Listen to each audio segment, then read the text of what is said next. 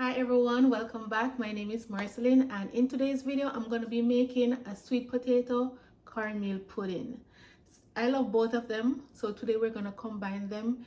Usually I would add a little bit of cornmeal in my sweet potato pudding, but today we're going to go half and half so that you can have the best of both worlds. Alright, so without further ado, let's get straight into the video. So I have my coconut here. What I'm going to do is I'm going to go outside and remove the coconut, the flesh, and I'm gonna go ahead and blend it. All right, as for my potatoes, I am going to grate them. Not everyone likes the grater, but I'm gonna grate it. If you don't want to grate it, go ahead and blend it, but I feel like your potato pudding get a perfect texture when it's grated, but it's up to you. All right, so we're gonna do the coconut first, and then we peel our potatoes. Coconut milk nice and rich. So before I squeeze out the juice, I'm going to take out 1 cup of the shredded coconut to add to my pudding. Yeah, I like when I'm biting in my pudding and I can taste pieces of coconut. It tastes really good. We don't juice it out, we keep a little of the milk in it. Alright, so now that we have the coconut milk out of the way, I'm going to go ahead and grate my potatoes. I'm gonna go ahead and grate it. You can either use the very fine part or the fine shredded area. Alright, so I'm done grating my potatoes.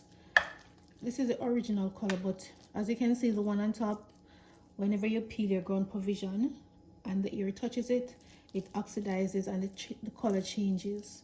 So it's no longer yellow, it's turning brown, but it's good. All right, nothing is wrong with it. And the same for my yellow yam. I have a slice here because I have it peeled. It starts to oxidize and the color starts to change, but that doesn't mean that it's not good. I'm gonna go ahead and grate it. So you don't need more than the 1 slice of the yellow yam, and this will help to bind your pudding to give it a nice texture, because you know the potato is very soft and cannot stand on its own.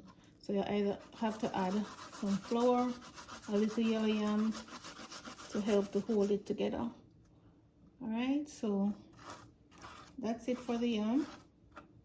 We're going to combine all our dry ingredients. Sometimes I combine all the wet ingredients and add it, but if you're a first time baking pudding, you don't want to add too much liquid to your pudding, so it's best if you combine all of your dry ingredients like your potato, your cornmeal, your sugar, everything, and then you gradually add your coconut milk until you have the texture that you want.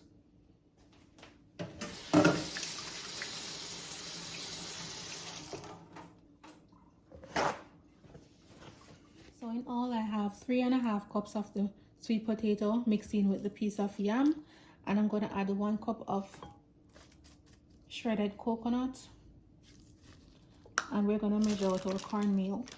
I'm using the extra fine cornmeal, and I know that in the beginning I said that we're going to go half and half, but I'm not going to add 3.5 cups of cornmeal because cornmeal swells.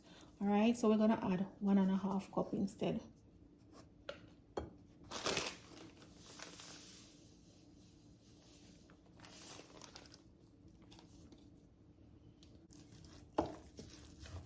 I'm going to add 1.5 cup of brown sugar, and if you need to add more, you can taste it afterwards and see if you would like to add more. I know that everyone's sugar intake is different, so when I'm making my pudding, I normally add like 1 cup to 1.5 cups of sugar to my preference. All right, so whatever your sugar intake is, go ahead and gradually add your sugar until you have your desired taste.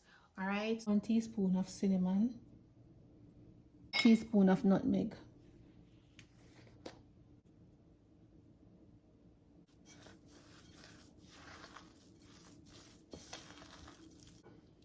I have some raisins soaking, and I'm gonna use some of it. I don't like a lot of raisins. I don't like raisins overall unless it's chopped finely into my fruit cake, but I'm going to add some to my potato pudding. I have it soaking in some white rum. Don't want any rum in your pudding, you don't have to use any. You can just dust your raisins and add just the raisins. All right. I don't want too much in there because whenever I'm eating it, I always pick them out.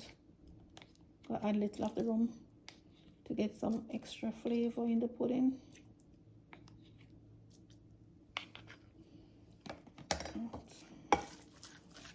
Now to help to bind everything, I'm going to add about half cup of flour.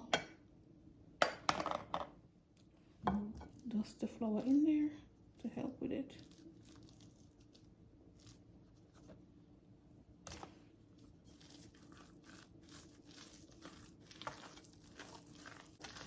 All right, now I'm gonna add my vanilla, my butter, and my coconut milk. Here I have 3/4 stick of butter. I just soften it a little bit.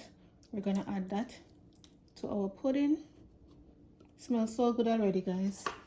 We're gonna add our coconut milk and our vanilla. Exactly 2 cups of coconut milk.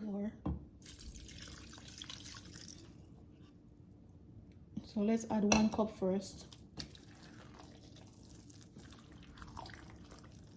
So we're gonna add the other cup because we don't want the coconut, we don't want the pudding to be tough. We want it to be nice and soft. Now sometimes people always ask me why I don't put any baking powder in the pudding. I don't think baking powder is necessary in pudding, but if you want to go ahead and add just a pinch, you can do that. I'm going to add a tablespoon of vanilla. I'm gonna add a little red label wine. Doesn't hurt to add a little. Maybe about, say, 1/4 cup.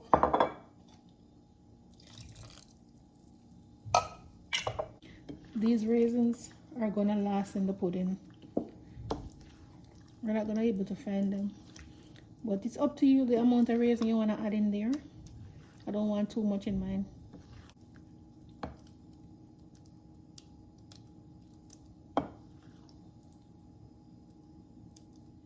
I think this is a perfect texture.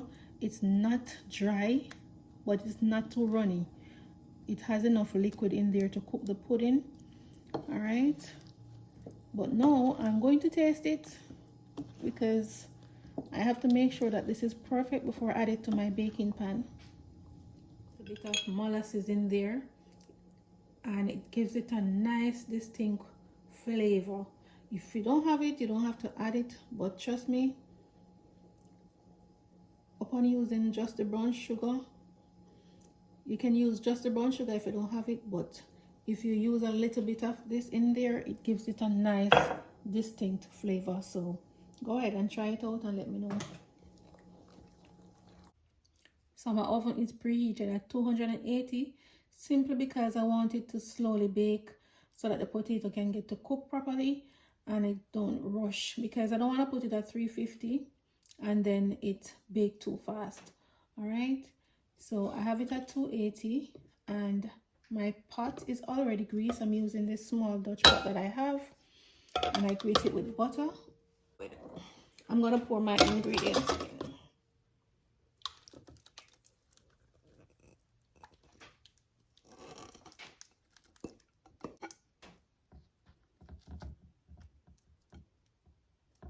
A piece of color.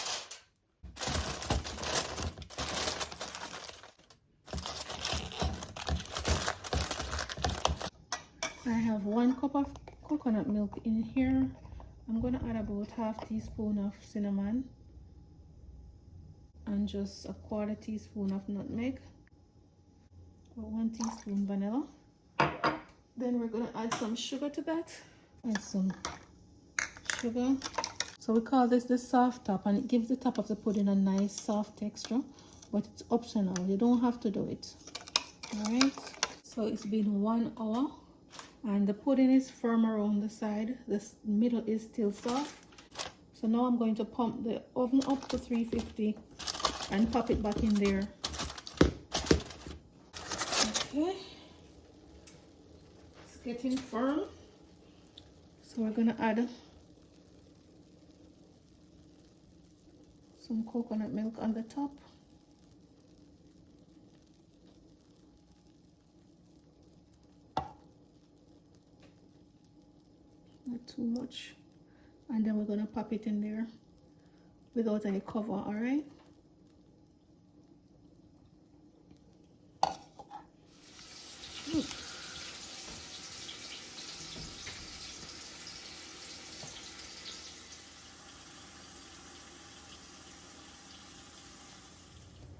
Okay, my friends and family, it's time to cut it. Oh my god, it looks so delicious. I hope it tastes as good as it looks. You know what? I should probably take it out of this, you know. Should probably take it out so that you can see the full thing. If like how I cut it already, if it will affect the coming out, I hope not.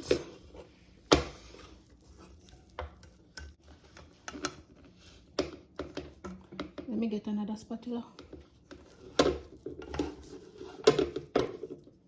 Ooh, I made it. Came out really clean. All right. So let's proceed.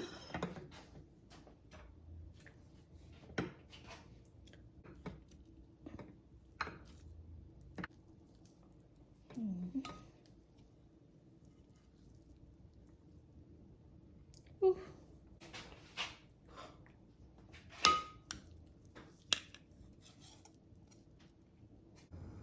So I'm gonna take a bite. I can't eat off this slice. I was just taking picture, hence the cherry and the mint. But I'm gonna take a bite now. Here we go.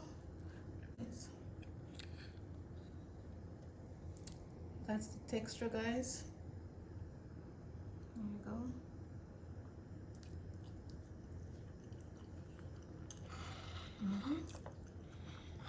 Tastes really good. This is my favorite part. Right here. You know what? Even though I add the extra tablespoon of molasses, it's not sweet. And I added 2 cups of sugar, and it's not really it's not overly sweet. So good.